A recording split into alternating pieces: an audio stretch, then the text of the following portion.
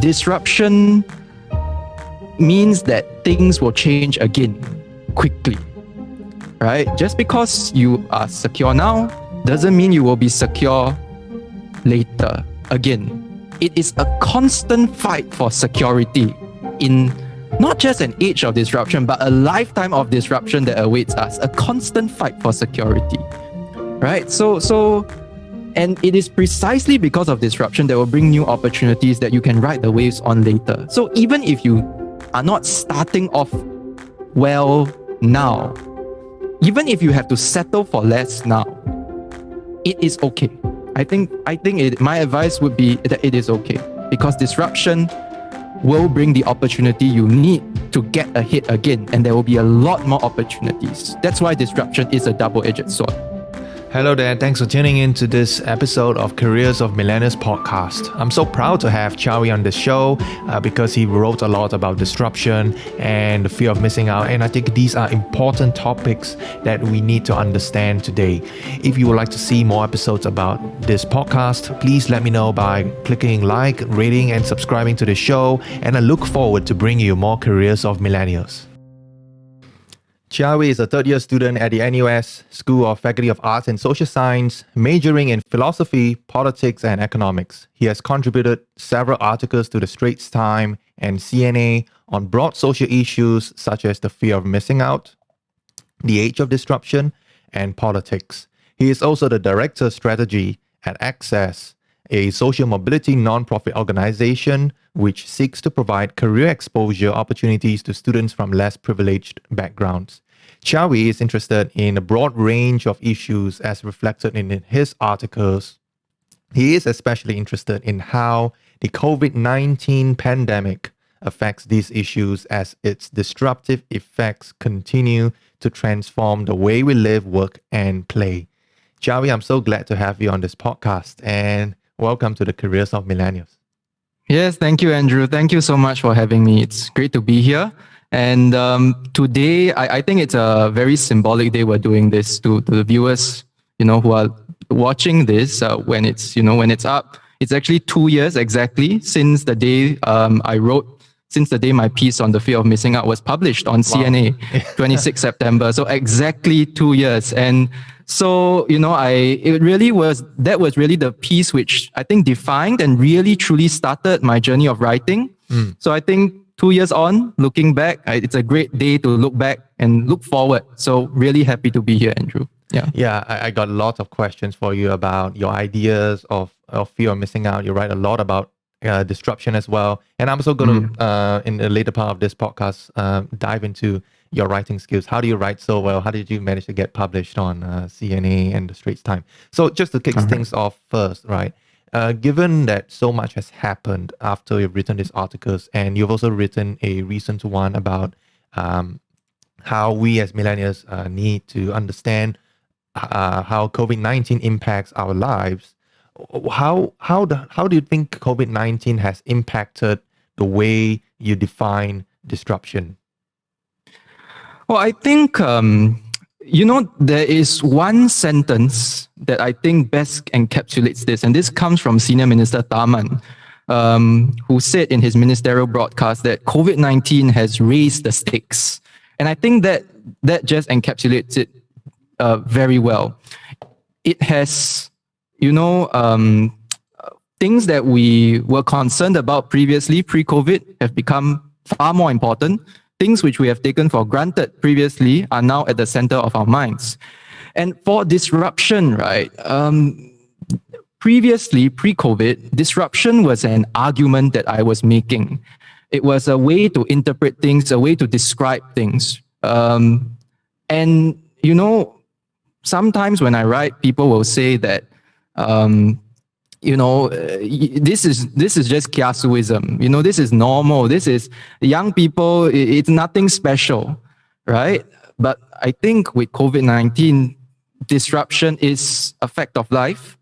Disruption has redefined our lives, and we know that disruption will be here to stay.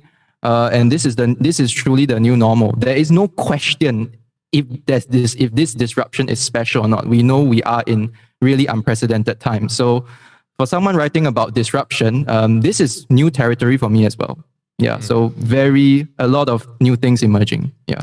Yeah, because I think like even before COVID-19, the way journalists and writers write about disruption is that it's about new businesses innovating that puts older businesses out of business. It's basically disruptive innovation. Now, with COVID-19, it's not a business that's putting us out of business. It's an invisible virus that is changing the way we live, work, and play. So practically, I think that expands the whole definition of disruption. Exactly. And, it is about, something else that has emerged really is that this crisis is forcing everyone,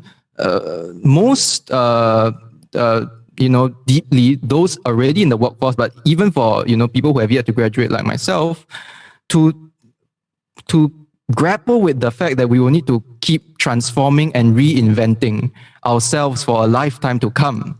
Because for those in the workforce and for businesses, right now, it is transform or be transform or not survive at all, right? It is the necessary thing they need to do to survive. Else you just go out of business. Previously, it was something which the government has pushed a lot of people, businesses to keep doing, digitalize, transform. Now it is truly a matter of survival. So, really, as SM Taman puts it, the stakes have truly been raised.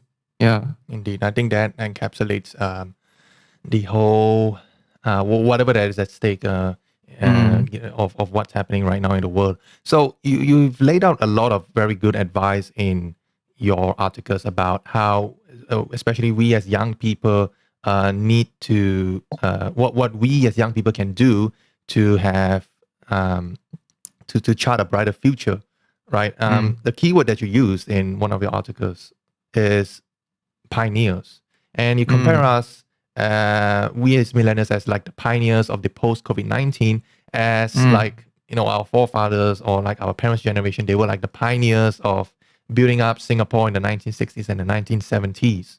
So what new advice do you have for millennials right now when it comes to charting their future, given how the stakes have raised in terms of disruption? So I think that there's really two ways to interpret charting the future, and I will address both ways, because one way is talking about charting my own future, right? My economic future, my economic security.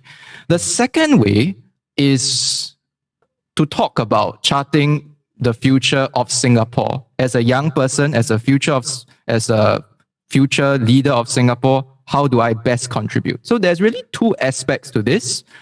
The article the latest article I wrote, the one I think you mentioned earlier, that talks about the second aspect, right? But if we are talking about how young people can continue to meet the needs of a disrupted future, then that's really more of the first aspect on economic security, on staying competitive. So I will touch on that first aspect first. So it's a very broad question, as you can imagine. So hope you don't mind if I spend a bit more time on these two separate aspects. Yeah. Yeah. Go ahead. So okay, So on the first point, on the first question, on what we see now, is that for many young people, it seems like their worst fears have been realized, right? When I talked about the fear of missing out previously, pre-COVID, the fear fundamentally was that you would have to settle for something settle for less, right? Settle for something which is not your first choice, and you'll lag behind your peers. That was the fear. And now it seems that for some, it is being realized, right? And even for those in school who are still in school, we are wondering what exactly, when I graduate, what exactly will the situation be like? And And that sense of uncertainty is much deeper than it was pre-COVID. So when it comes to giving these sorts of advice, right? I'm not a career coach. Okay, I don't have a fixed acronym, a package I can give you, and you use this package and everything works out well. But what I do have are things from my own experiences, insights which I've gained so far. They may not be that organized together. It's not a 3-step process and whatnot. But I do have some tips, yeah, and I'll just share them here with you today. The first one I want to talk about is really to embrace multidisciplinary learning, right? And I say this as someone who has a major in a multidisciplinary major of philosophy, politics, economics. I just graduated from Tembusu College, which emphasizes multidisciplinarity as well, science, technology, society.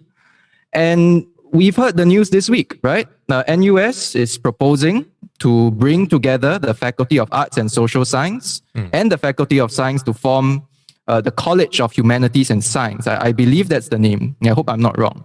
Yeah. So it is not difficult to see why. Because the problems of the future, including COVID-19, are multidisciplinary in nature. More so than ever before. Climate change, inequality, pandemics like COVID-19, cybersecurity, international economics. These things cross boundaries in ways which they didn't a decade ago. And I think, COVID-19 itself has driven home the need to be somebody who can think beyond disciplines. So I think that is something which many of us young people may not have fully grasped yet, because we have still grown up nevertheless in a model where you specialize in one subject, right? So I think the first thing we can do, therefore, to gain that edge is really to be an early mover, a fairly early mover into embracing multidisciplinarity, right? So now I'm not saying that, it's to be a jack of all trades and master of none. That's not what we're saying. Even, for example, my major, you do need to specialize in one of the 3 subjects, right? But it's really about training yourself to see beyond the discipline, to draw on other disciplines where necessary, and to be equipped with that flexibility to do so. And tangibly, that means reading beyond our discipline, taking modules beyond our discipline, actively drawing connections, asking yourself, how does this relate to what I already know? And that will position you to stand out because you are an early mover in multidisciplinary learning, right? Especially if others have not moved yet. So this is a very critical period. All right, so the second piece of advice is really about learning how to learn, right? Learning how to learn. COVID-19, as I mentioned earlier, I mentioned live learning earlier, and it's forcing a lot of people to transform and remake themselves, not just businesses, but people to transform and remake themselves, taking on new fields of study, taking on new disciplines, shifting into new industries. So the key to that, right, is really being an agile learner. And if you think about it, we have never really been taught how to learn through our schooling years, right? We've never actually been taught how to learn. Exactly. And I say this not just as a random example, but I am a teaching assistant for a module in NUS called Learning to Learn Better. So what we do there,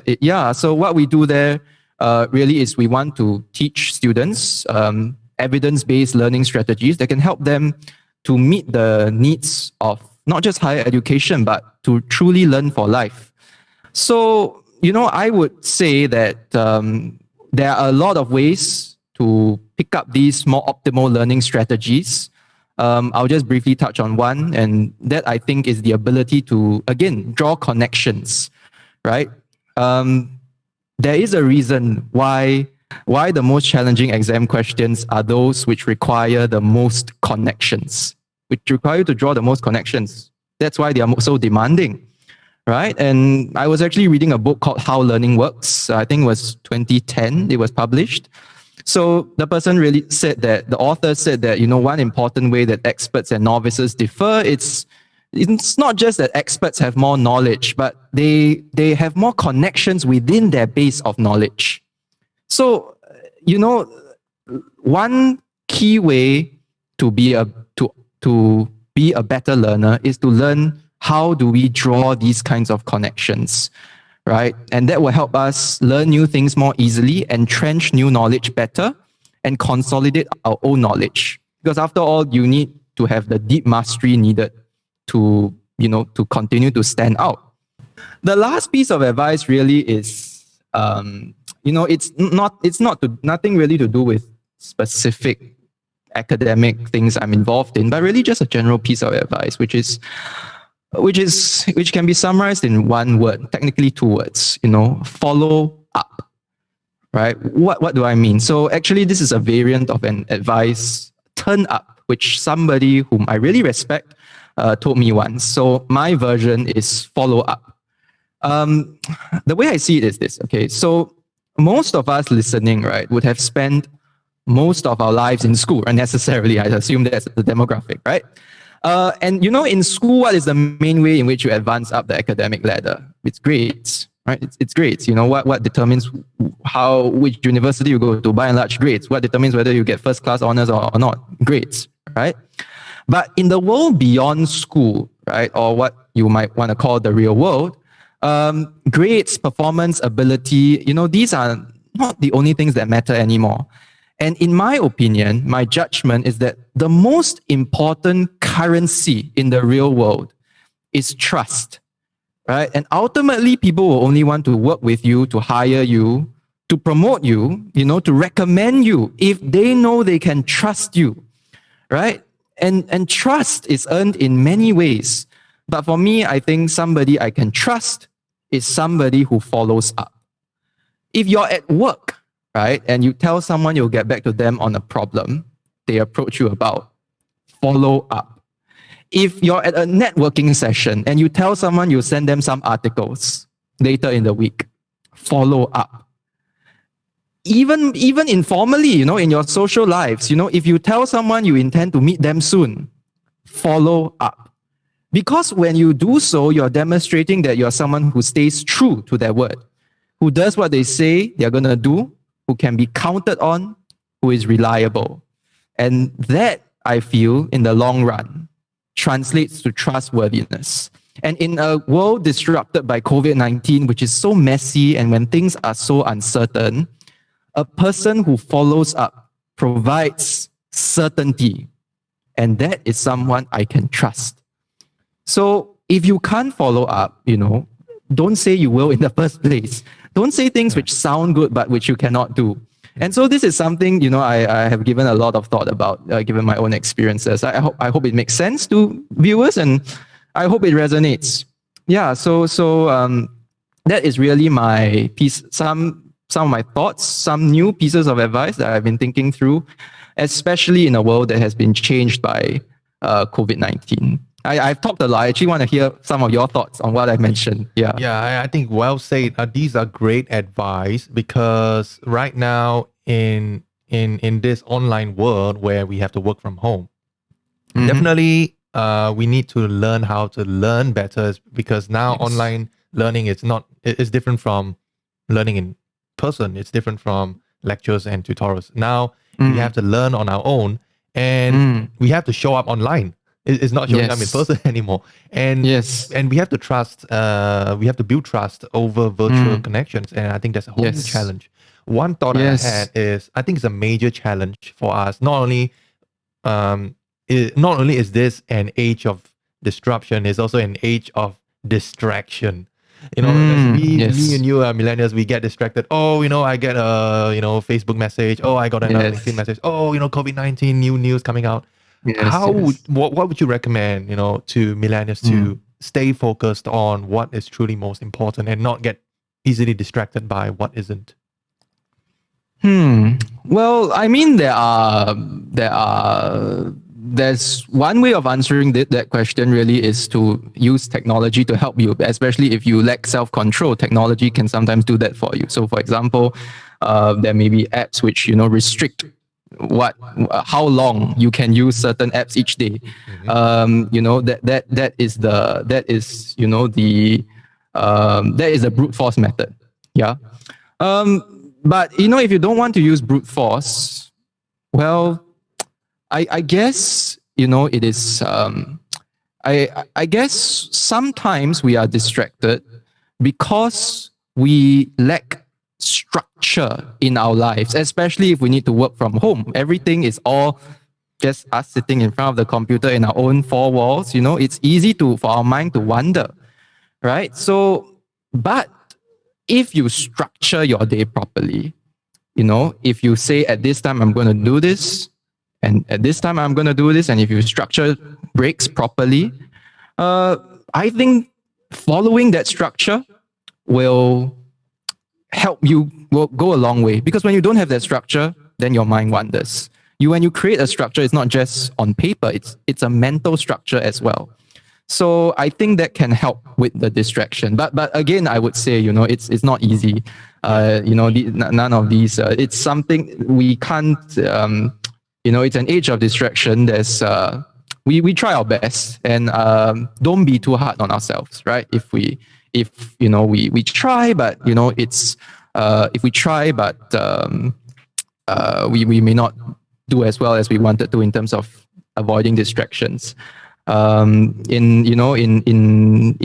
this day of work from home, for those who are working, when each day can be rather repetitive, it's tell yourself that I'll try again tomorrow.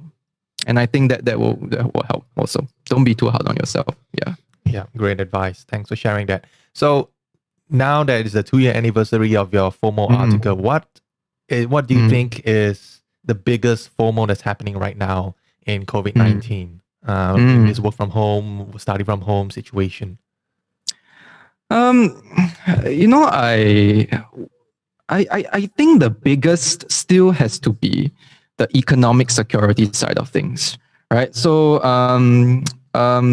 when I wrote that piece on FOMO 2 years ago, and I can't believe it has been 2 years, by the way, but it has been, it was really about fear of missing out on a wide range of opportunities that can help you get a job in future. So you have a laundry list, things like internship, overseas experience, leadership credentials, micro credentials, and even social networking events and what have you not. I think that the FOMO now is a bit more concentrated, and it's concentrated because different people are experiencing different outcomes. So if I am a final year student, right, and I'm looking for a job, and I can't get a job, right, and I see my friend, and I see some people who seem to have already been able to secure gainful employment, my peers who have had offers even before they graduate, and I'm still struggling. I think that is the key FOMO that I think we are seeing right now because of different outcomes, right? And there are of course others. There's a lot of others FOMO, like for example, if I'm even me myself, I'm my faculty, arts and social science. Most lessons are almost by default online. So all my lessons are online, right? And I technically, and I see some of my friends who do go back to campus, and and in Tembusu College, which is a college I love, right? But I'm no longer there. But there is that sense of you're just stuck at home. So that is the other small social source of FOMO that I think we are seeing. But on my main point earlier on, for the economic source of FOMO, I guess my advice ultimately remains similar to what I mentioned 2 years ago, which is that disruption means that things will change again quickly, right? Just because you are secure now doesn't mean you will be secure later again. it is a constant fight for security in not just an age of disruption, but a lifetime of disruption that awaits us, a constant fight for security, right? And it is precisely because of disruption that will bring new opportunities that you can ride the waves on later. So even if you are not starting off well now, even if you have to settle for less now, it is okay. I think my advice would be that it is okay, because disruption will bring the opportunity you need to get ahead again, and there will be a lot more opportunities. That's why disruption is a double-edged sword. Yeah. Well said. My view on what's driving FOMO is that because of social media, we all our friends' statuses becomes a bit more transparent, and it keeps hitting us daily, and we start to compare ourselves with other people. Yes. So, do you think we need to moderate the amount of social media we consume? Because you mentioned that there are risks of over consuming social media that could lead to potential addiction, or even overly comparing ourselves with other people and then feeling down about it. Yeah, so indeed, this was one of my latest, not latest, but I wrote this in May about social media, and I wrote about how life amid coronavirus risks becoming a popularity contest. So just for some context, right? That period was, of course, it was written during the circuit breaker period, so that period was even more intense a period of staying at home than it is now. Right. And you know what I said was that I cautioned against the overconsumption of social media, because quite frankly, social media is where people post the best of themselves, and you compare the worst of your life to the best of others. You will never feel good. Right? And and I think, to be honest, sometimes some people do go overboard, right? So some of the examples I cited, about screenshots of Zoom calls, less because we want to remember what happened, but more because we want others to know it happened, right? Posting about food deliveries you receive, not because you want to show your care, but because you want to show off that you are cared for.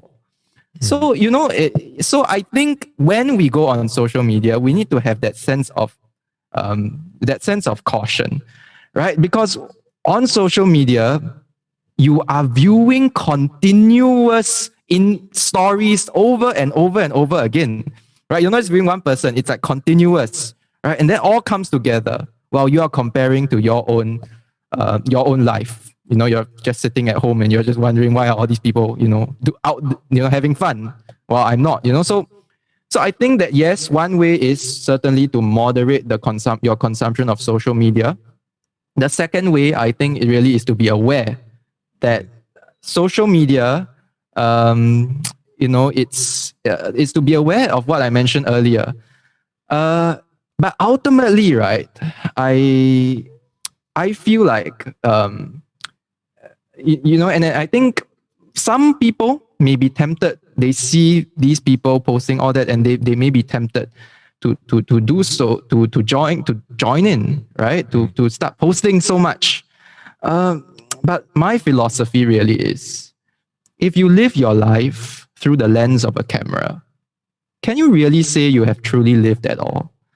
I think, ironically, trying to capture and post everything with your phone camera, robs you of the best moments in life, which you should appreciate, with your own eyes.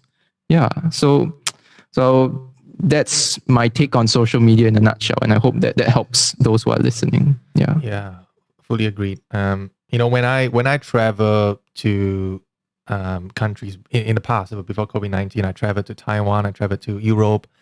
I told myself, hey, I'm spending so much time thinking about trying to get the best shot and trying to get ahead of the crowds. And I left the scene without really truly absorbing and soaking into why I'm here. So in the past, I didn't really take a lot of pictures. I was very casual on that.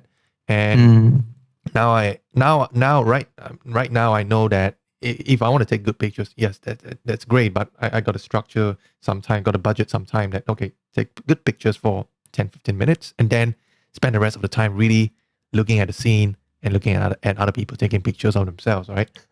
So that's my philosophy as well. And really, one very good advice that I received recently as well in terms of comparing ourselves with people on social media is that we shouldn't compare our chapter 1 with someone's chapter 100. Yes, exactly. They are way ahead of the game. Well, it's positive that they play as a role model because they show, they motivate you to want to be like them, but that has to be in moderation. It shouldn't become like, oh, if I'm not like them today, then I'm not gonna get there anymore. So it's got to have like this growth mindset versus the fixed mindset.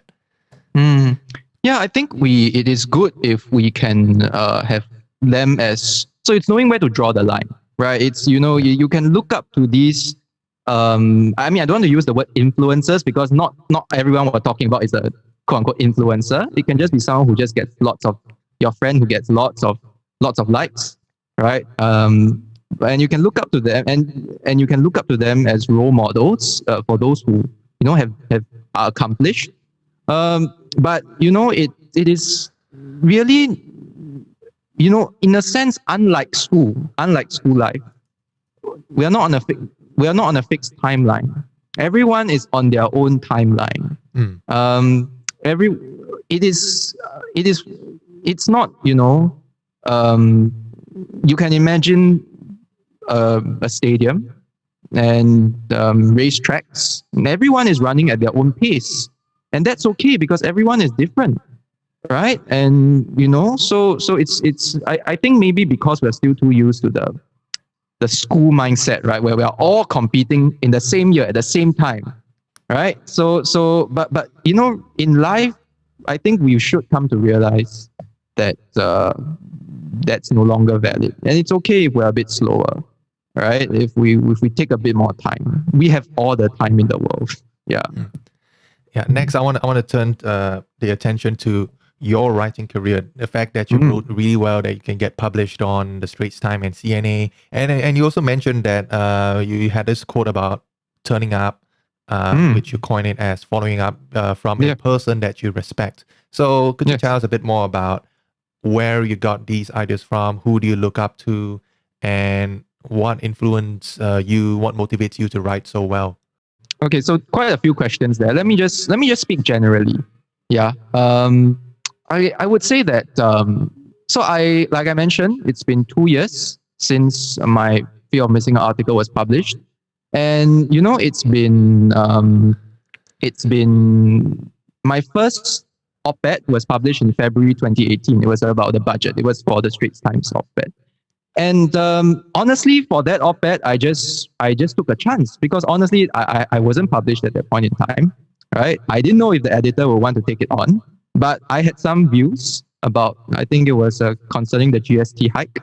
I felt that it was a necessary move, and I wrote my views. A young person's view about a budget that really involved an aging society, and I just wrote about that. I just sent it in, take a chance, sent it in. And turns out that the editor published it. Right. So, and then from there, right, from there, it's really about, it was really just, me with some free time before uni, wanting to make sense of the various issues that was going on around me. For me, I'm someone who has always enjoyed writing, whether it's in school and whatnot, since young. So for me, writing is a way for me to unpack my own thoughts, to express myself, to make my voice heard. And when people started saying, "Hey, I like what you're doing, this resonates with me, this strikes a chord," and I thought, hey, maybe this is something I should do regularly.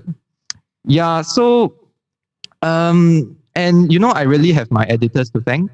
So Miss Chua Mui Hung, the opinion editor of the Straits Times, and Miss Lin Su Ling. So she's the commentary editor over at CNA. And I think they have seen I have grown. They have seen me grow as a writer over these 2 years. There is a lot of along the way. I have picked up some tips on how one can write better, and I'll share those later. I'll share those right after this. But I think it's important that I acknowledge that there really is. It really has been a journey of growth for me as well, right? And what you see, right, and on the website when you read the article on the newspaper is really just a final product. And sometimes there can be rounds of editing before it gets there. And I think that's really the second point. So first point I mentioned was just go for it, right? Second point is really about being able to embrace that journey of growth, as a writer. Because when I submit my first draft, right, it is the best at that moment. It is the best. I've done all I could, and then I get all this feedback that hey, you need to change this and that. It is about embracing that there can be many more edits, after your first draft, and that is not. Don't take it personally.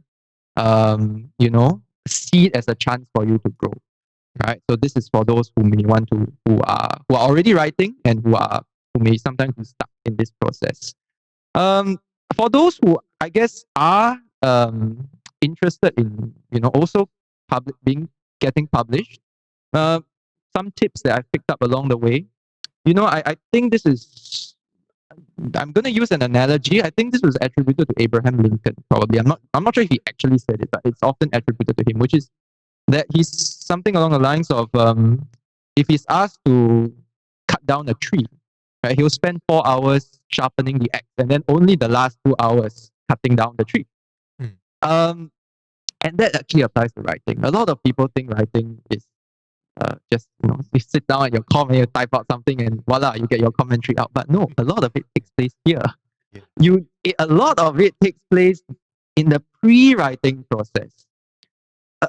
It's not about good writing clarity of communication is important, but even more important is clarity of thought. If you have your ideas sound, if you have sound ideas, if you have thought through them well, if you know what you're talking about, right? And you can explain it well to others, you know, that is the 4 hours of sharpening the sword or the axe that you need to do. And that's before you even type a single word, right? So, well, I mean, so one thing I do sometimes is that, so obviously before you type a single word means before you type your final draft. But something I do sometimes is I take maybe a week before I actually write my piece. And then I just jot down any thoughts that I have onto my Word document, right? And then I read widely. I read what's already been written so that I know how I can best contribute to what's out there. Um, and I let it simmer in my mind for 1 week before I actually get started.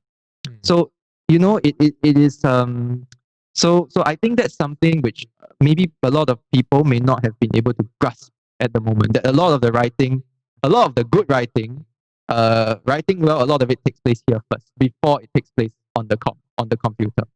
Right. So I hope that can be helpful. And I mentioned, so that's my third point. My fourth point is something I touched. I mentioned this earlier. So I mentioned how I can best contribute to what's already out there. Right. And that's, I think, is important. Some people, they just, they have an opinion and they just write, which is fine. But, in a way we can draw from academia here, which is that, in academia, you need to find a research gap. Those of us who have done any academic paper, do a lit review, find the research gap, then plug that gap. It actually is the same for op-ed writing.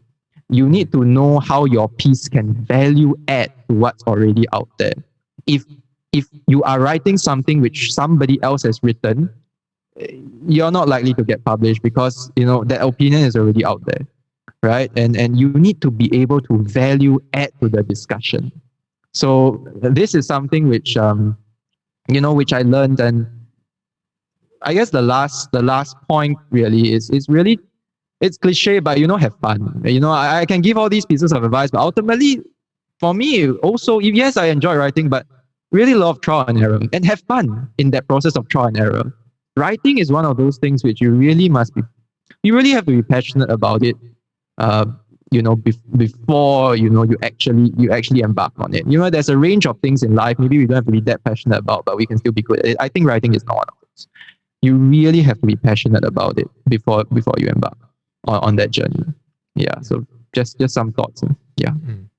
Yeah, I think every one of us is a writer, whether we are passionate writers or we are serious business writers or we are opinion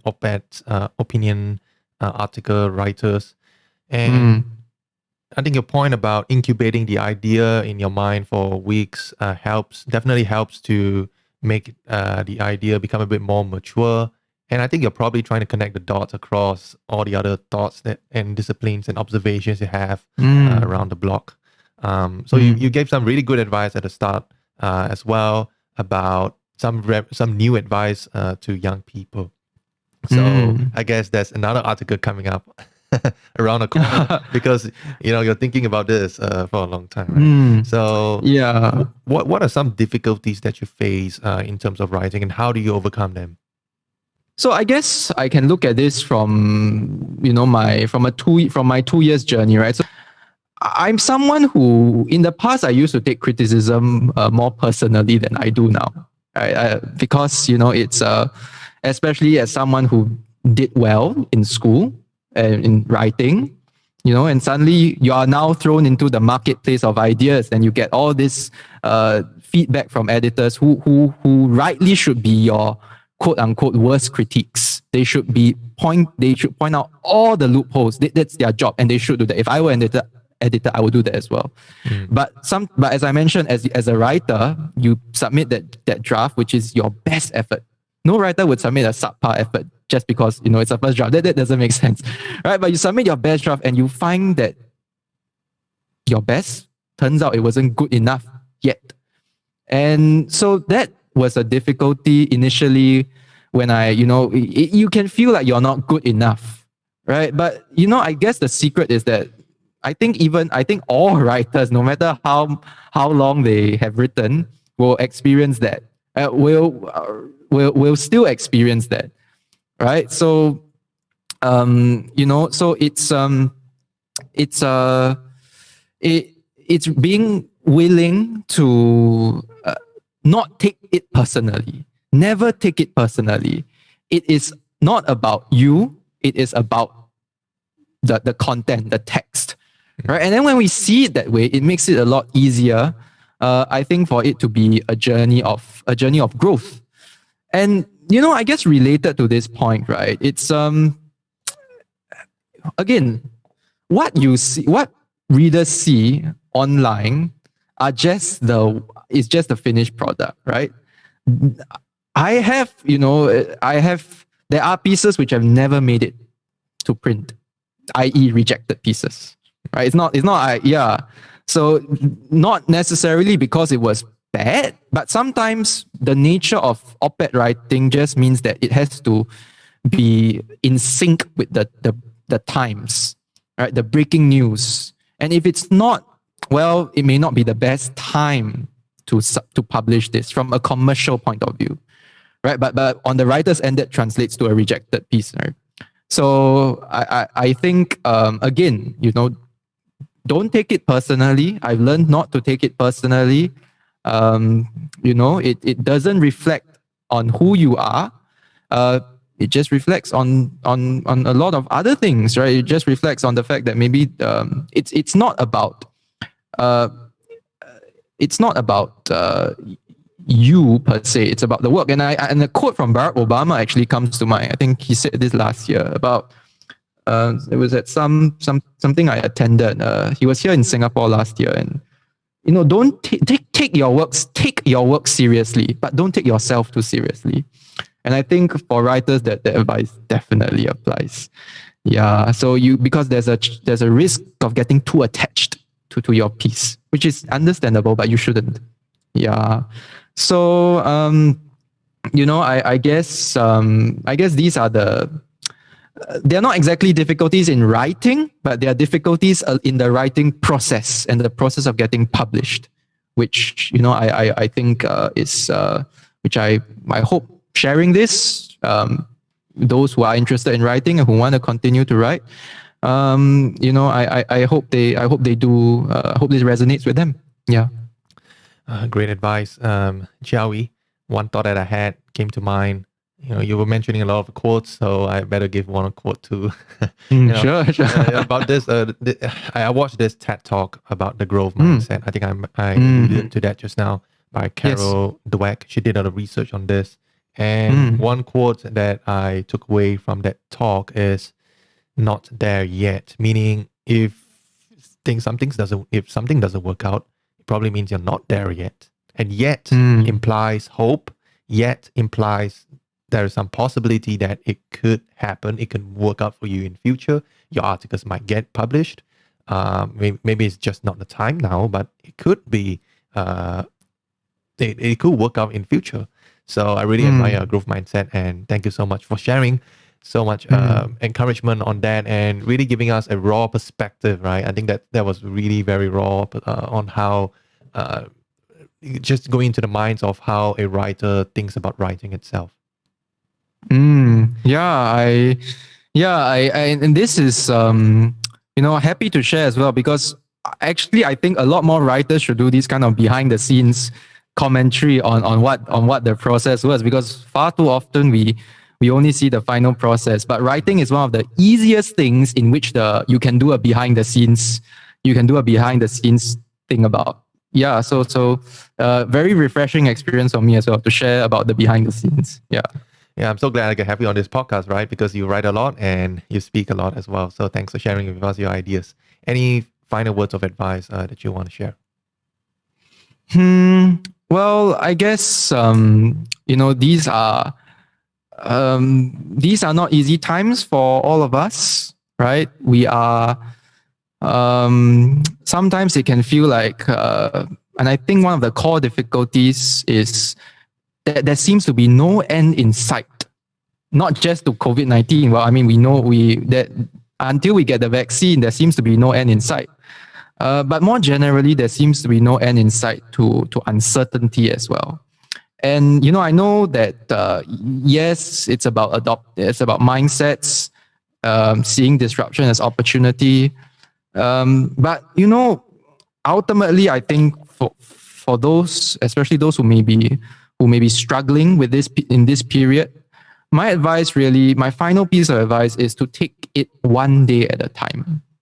One day at a time, one task at a time, and you will get there. Eventually, we will reach the light at the end of the tunnel. Yeah, eventually we will get more certainty. But for now, just take it one day at a time. Don't be too hard on yourself. You certainly use this time to improve yourself, but take it one day at a time. And I think we'll be all right. Yeah.